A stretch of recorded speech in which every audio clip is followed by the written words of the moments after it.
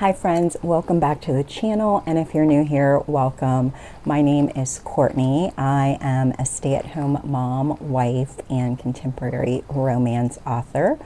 And I just thought that I would stop in and give a little update to where I am on this whole self-publishing journey.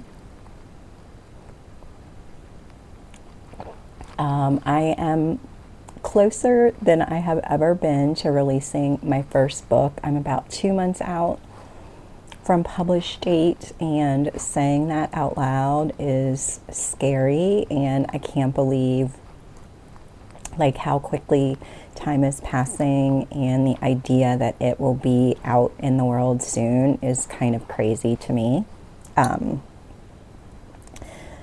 But also, the longer that I sit with it, the more tempted I am to keep making changes to it and keep telling myself that it's not good enough yet and I need to do this and take this out. And that is where my self-doubt lives, and that's what allows imposter syndrome to sneak up on me. And I'm really trying hard to fight through that and just kind of keep my eye on the goal and move through my timeline and really kind of ignore those voices that are telling me that it's not perfect, because obviously we're human, we're not perfect. And I'm not even sure that perfection is the goal. The goal is to create something that I'm proud of, right now. And so that's really what I am working hard to do. The book has been through 2 rounds of edits. So the first zero draft, and then the rewrite after the zero draft, and now I'm doing edits to that draft. And so my goal is to have this version finished by the end of the month so that I can send it out to beta readers and get the feedback from them as quickly as possible, and make any changes that I need to make. This book is the first book in a 3-book series. They are centered around 3 friends who live in a smallish kind of beachy town that's loosely based on Martha's Vineyard, and kind of the romance that happens in this friend group. So I'm currently just trying to go back and add some more depth to the relationships between the 3 women, and to also add more details about the town that they live in, so that it is a place that you want to come back and revisit with the other 2 stories in the series. As I don't know, as stressful as writing can be, because it can be really stressful and hard, it is something that at least I feel capable of doing. The whole part of self-publishing is a lot. And it feels really overwhelming when I think about it, and you're doing all, and you have to figure out the formatting and ISBN numbers and uploading to Kindle and wide versus KDP. And that is before you even really start to think about social media and promotion and advertising, and you're kind of wearing all of these hats while still doing the creative part of it and trying to make the book as great as you can make it, and it just feels like I'm kind of juggling all of the things. And I am a person who really likes to have a plan, and to have a plan for that plan in case it does not work out. And the idea that a lot of self-publishing is sort of like on-the-job training. You don't know what you don't know kind of thing, and you learn as you go, makes me really uncomfortable and feel out of depth, and makes me second guess a lot of things.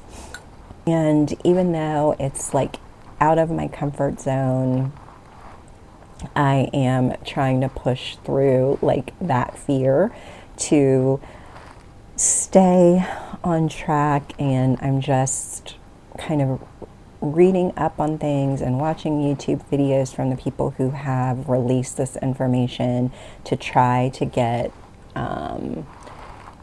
as much figured out ahead of time as I can.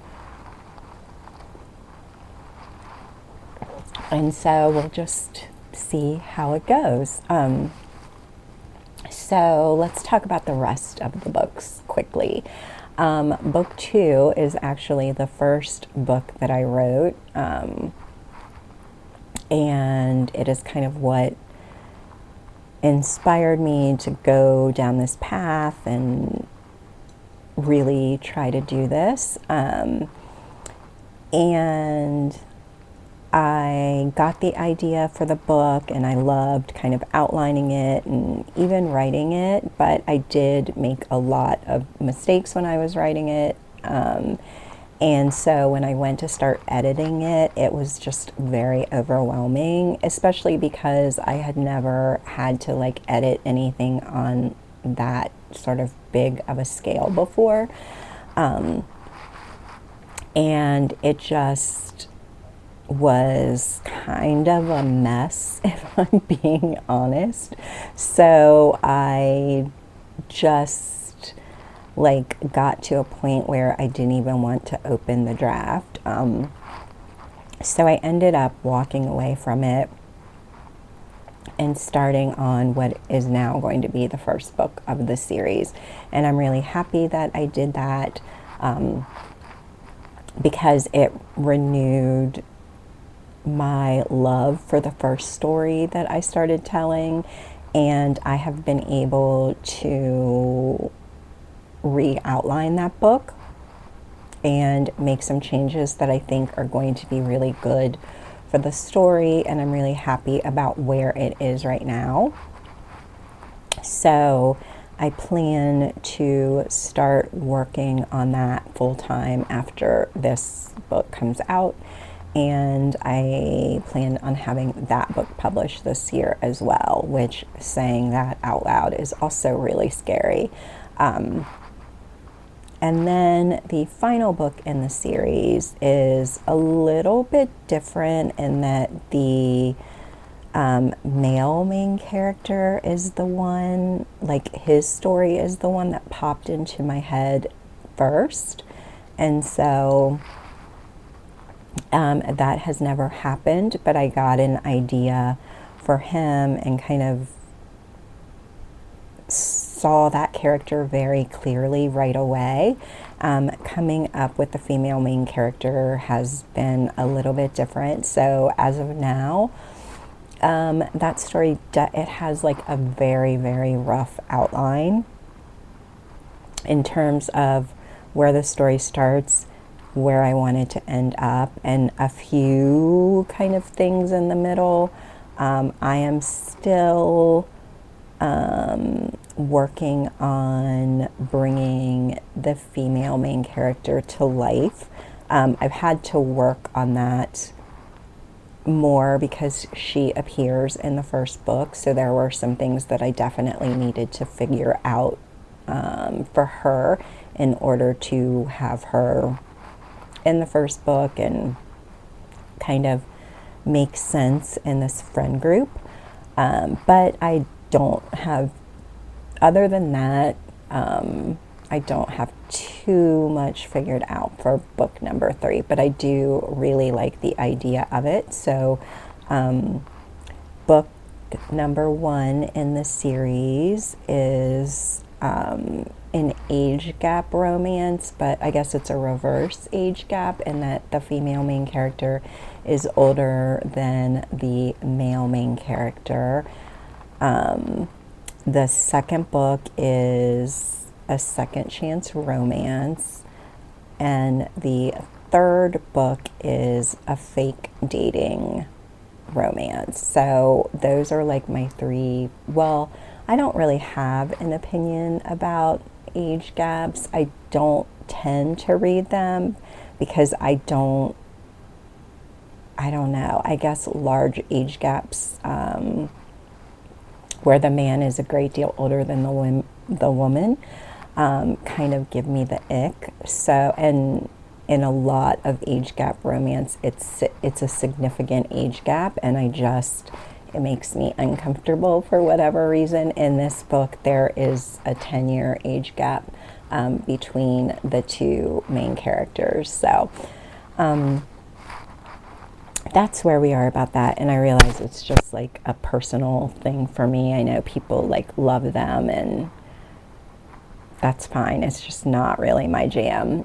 And then because my brain never really turns off, much to my dismay, I got an idea for another book that has nothing to do with this series, and it's not anything like groundbreaking or revolutionary, because there are a ton of Pride and Prejudice retellings out there. There are a ton of contemporary Pride and Prejudice retellings out there. I love them. Like many people, Pride and Prejudice is one of my favorite books, and it has been for a really long time. But I got the idea because I write about characters that are in their 40s and 50s, because I am a 50-year-old woman, and I enjoy reading stories about women who are closer to my age. I actually have children actually all of my daughters are in their 30s now. The youngest girl just turned 31. Yeah, so I have one kid in their 20s, my older son. But anyway, that's a rabbit hole, sorry. And so I got this idea for a Pride and Prejudice retelling with the 2 main characters in their 40s. The setting of the story is kind of a posh prep school on like the Upper East Side of Manhattan. She is head of the English department, and he is the dean of students. And I actually sketched out an outline for that book as well, just like as a one-off. I don't know, the story came to me like in the middle of the night, and when I got up in the morning, it was still there. So I jotted down like a bunch of ideas that I had about it, and then like that weekend, I kind of knocked out an outline. I think it's like 5 pages. So obviously, like, you sort of know the beats of Pride and Prejudice, so it's not like I had to do a ton of work.